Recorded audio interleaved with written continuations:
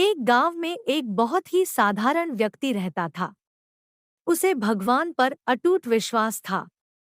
जब कोई व्यक्ति उनसे हालचाल पूछता तो वे बोलते, ठाकुर जी जाने। उस गांव में एक ठाकुर जी का मंदिर था। उन्हें उन पर पूरा विश्वास था। उनके दो पुत्र और एक पुत्री थी। जब पुत्री की शादी किया तो उस साधारण व्यक्ति ने साहूकार से कुछ कर्जा लिया। कुछ समय बाद दोनों पुत्र ने पिता को बोला है, यह लो पैसे और साहूकार को देकर कर्ज से मुक्त हो जाओ। उस व्यक्ति ने जाकर साहूकार से कहा, यह लीजिए साहूकार जी, आपका मूलधन और ब्याज, और मुझे अपने कर्जे से मुक्त करा दीजिए। साहूकार ने एक पेज पर लिख दिया कि आपका पूरा कर्ज ब्याज सहित प्राप्त हुआ। आप कर्ज से मुक्त है। साहूकार ने उस व्यक्ति से पूछा, इस पर क्या लिखा हुआ है? उस व्यक्ति ने कहा, मैं तो अनपढ़ हूँ। जो लिखा है वह ठाकुर जी जाने। साहूकार समझ गया कि व्यक्ति बहुत सीधा है। उसके मन में लोभ आ गया। साहूकार ने उस व्यक्ति को कहा, अंदर जाकर एक गिलास पानी लेकर आओ। इसी बीच में साहूकार ने उस पर्ची को हटाकर एक पर्ची पर लिख दिया कि अभी मेरा कर्ज बाकी है। अंदर से व्यक्ति आया और पर्ची लेकर चला गया। कुछ दिन बाद साहूकार पैसा मांगने पहुंच गया। उस व्यक्ति ने कहा कि यह बात गलत है, मैंने आपको पैसा दे दिया है। मामला कोर्ट में चला गया। कोर्ट में व्यक्ति को बुलाया गया। व्यक्ति जोर जोर से रोने लगा और बोला कि ठाकुर जी जानते हैं कि मैंने उसको पैसा दे दिया। जज साहब ने पूछा, कोई गवाह है जिसने आपको साहूकार को पैसा देते देखा था? उसने कहा, हाँ ठाकुर जी है। ठाकुर जी ने मुझे पैसे देते हुए साहूकार को देखा था। जज साहब ने कहा, ठाकुर जी को बुलाया जाए। पुलिस वालों ने उस गांव में जाकर लोगों से पूछा, ठाकुर जी नाम का कोई व्यक्ति इस गांव में है?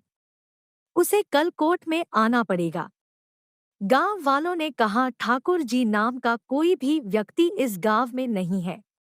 ठाकुर जी का मंदिर है, अब भगवान कैसे कोर्ट में पेश होंगे? अगले दिन अदालत की कार्रवाई शुरू हुई।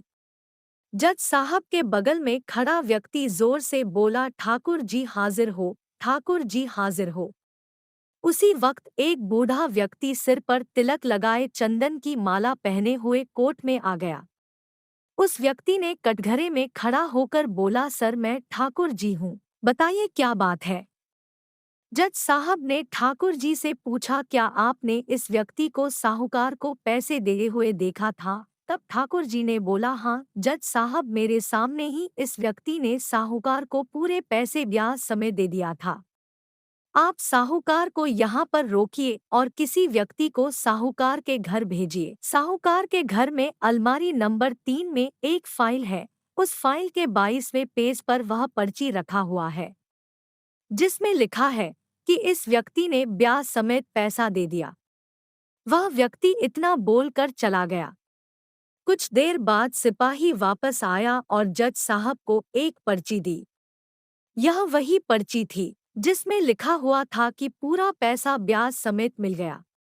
जज साहब ने कहा, ठाकुर जी कहाँ गए, उनको बुलाओ। ठाकुर जी दिखाई नहीं दिए। अगले दिन जज साहब उस व्यक्ति के गांव गए। पूरे गांव में खोजा गया। सभी व्यक्ति ने कहा कि वह वृद्ध आदमी इस गांव का नहीं था। जज साहब समझ गए वह वास्तव में ठाकुर जी यानी भगवान ही थे। जज साहब ने उसी वक्त अपने पद से इस्तीफा दे दिया। जज साहब भारत के सभी मंदिरों में घूम घूम कर उनके दरबार की मिट्टी को अपने सिर में लगाते थे। किसी मंदिर में बैठते नहीं थे।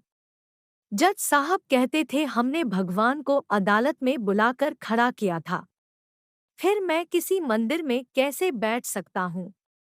इस तरह जज साहब काफी बदल गए।